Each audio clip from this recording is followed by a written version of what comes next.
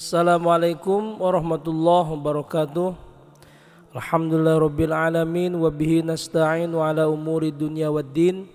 Wassalatu wassalamu ala asyrafil anbiya'i wal mursalin sayyidina wa maulana Muhammadin wa ala alihi wa sahbihi ajma'in, amma ba'd. Qala mu'allifu rahimahullahu ta'ala wa nafa'ana bi ulumihi. Ya fatahu ya alim, ya fatahu ya alim, ya fatahu ya alim. Qala rabbi shrah li sadri wa yassir li amri wahlul 'uqdatam min lisani yafqahu qawli khususan ila rusya rabbana bil adad wa la rusya bil karim yashnabi wa la rusya amma sinidalan rasul wa baina wa baikum al-fatihah. A'udzu billahi minasyaitonir rajim. Bismillahirrahmanirrahim. Alhamdulillahi rabbil alamin arrahmanir rahim maliki yaumiddin. Iyyaka na'budu wa iyyaka nasta'in ihdinas siratal mustaqim siratal ladzina an'amta 'alaihim ghairil maghdubi 'alaihim waladdallin. Rabbighfirli. Para pemirsa nu kusim kuring dipihormat, naraskeun hanca kajian kitab Jurumiyah. Insyaallah ayeuna bade ngabahas tentang cirina kalimah fi'il sareng huruf. Alhamdulillah kamari ngalogat mah atos kantun ayeuna ngajelaskeun. Wal fi'lu yu'rafu biqad wasini wa saufa wa da'i ta'nisi sakinati. Fi'il ngabogaan ciri hiji qad. Urang sakantenan diserat supados langkung kahartosnya.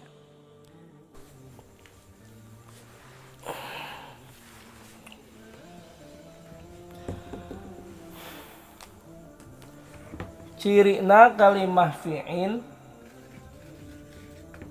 nomor kahiji qad. Qad teh kabagi dua. Aya qad li tahqiq.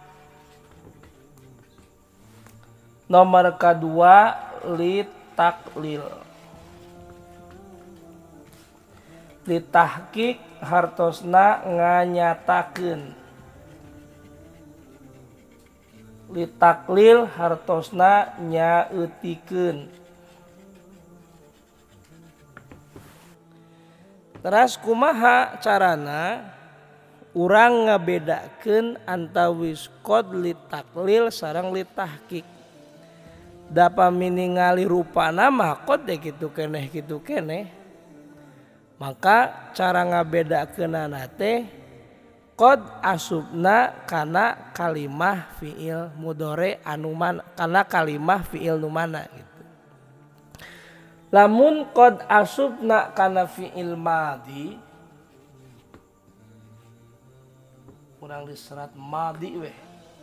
Lamun qad masukna kana fi'il madhi, maka qad artina qad maknana li tahqiq. Contona qad qoma zaidun. Qad qoma nyata.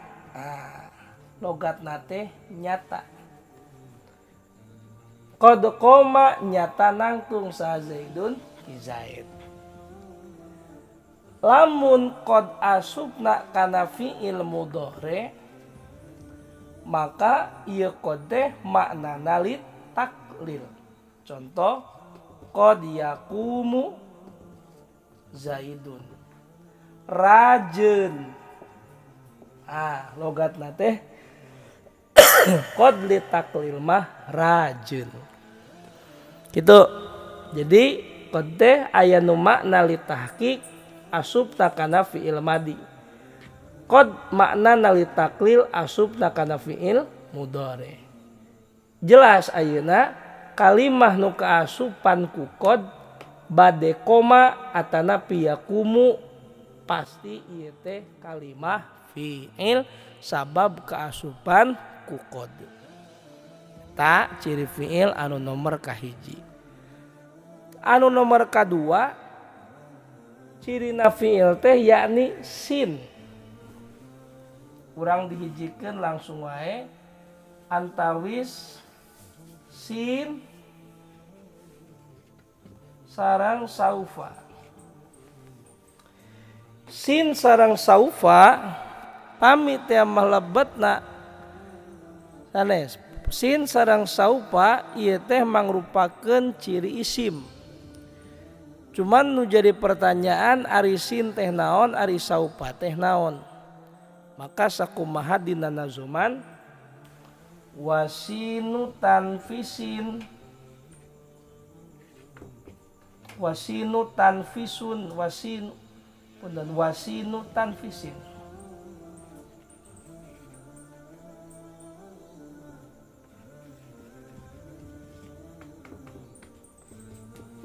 Tadullul qariba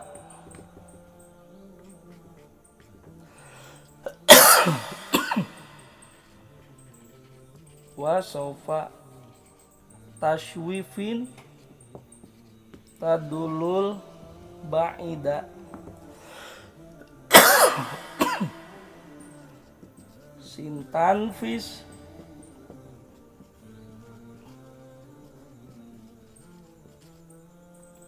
nuduhkeun zaman dekeutna. Saufa taswif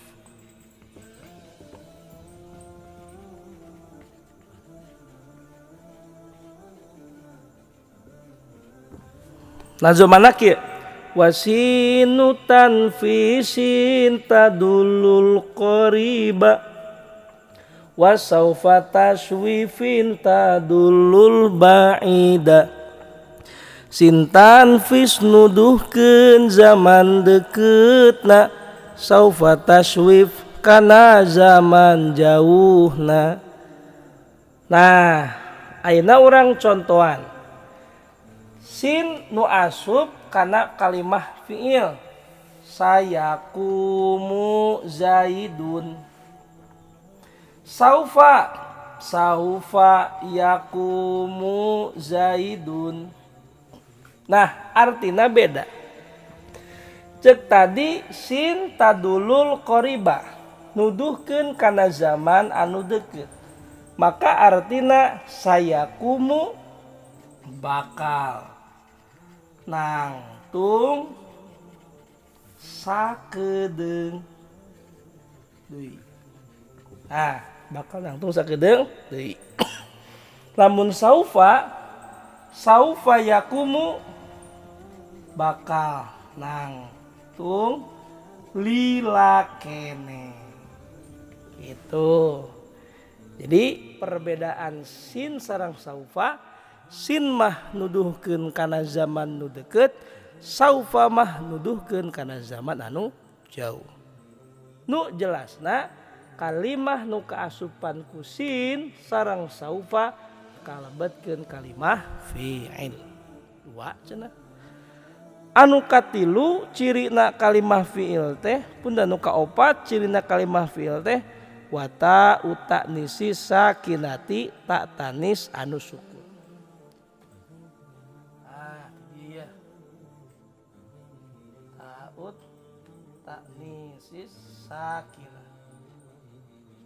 Tak tanis anu sukun.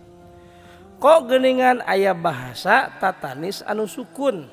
Margi kieu tak teh kabagi dua. Aya tak anu majruroh atanapi disebatna teh mabsutoh gitu. Anu nyebat kadang majruroh, kadang anu nyebat mabsutoh. Aya deui tak teh anu marbutoh gitu. Aya tak teh anu mabsutoh, aya deui anu marbutoh. Bentena naon?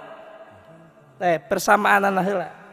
Dua nana oge bade mabsutoh tanapi marbutoh ieu teh ciri muannas. Sakumaha dina bait alfiyah alamatut tanisi taun au alif wa fi asa min qaddaru takal katif. Sadayana oge ieu teh tak teh muannas. Ciri na muannas. Nah, lamun anu marbutoh mah masukna teh teh kana isim.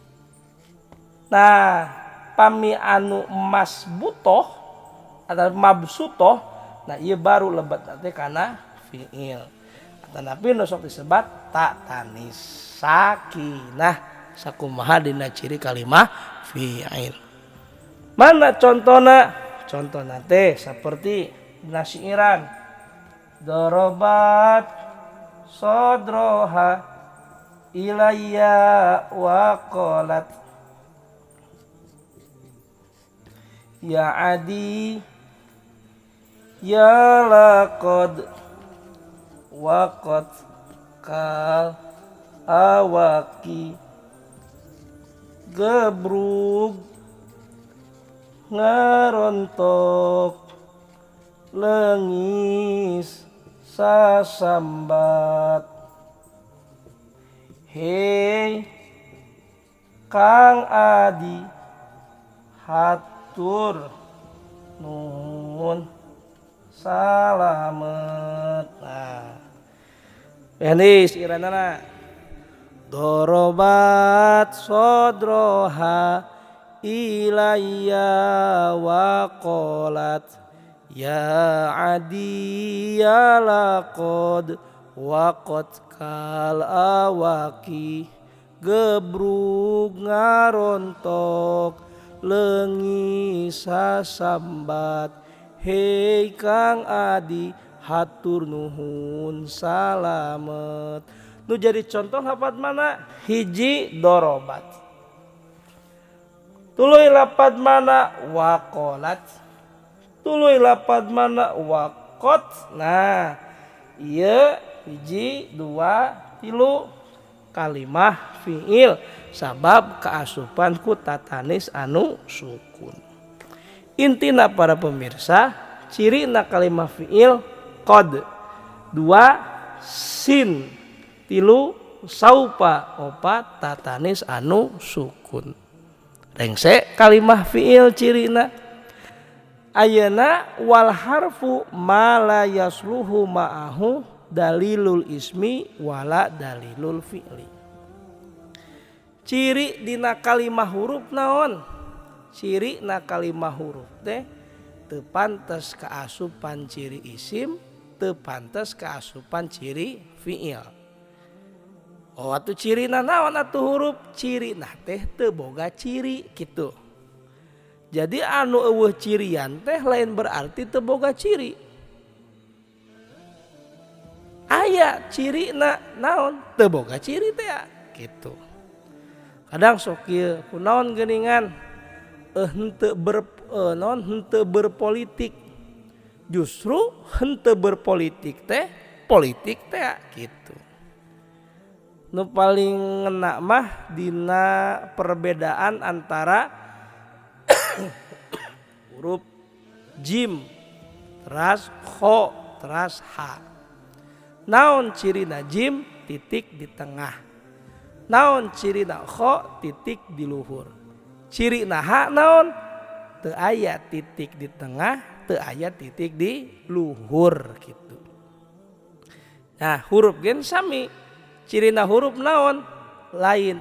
Nah, kalimah nu teu asup ciri isim oge teu asup ciri fiil, itulah cirina kalimah huruf. Kitu rupina pembahasan perkawis ciri kalimah fiil sareng kalimah huruf. Mugia manfaat. Assalamualaikum warahmatullahi wabarakatuh.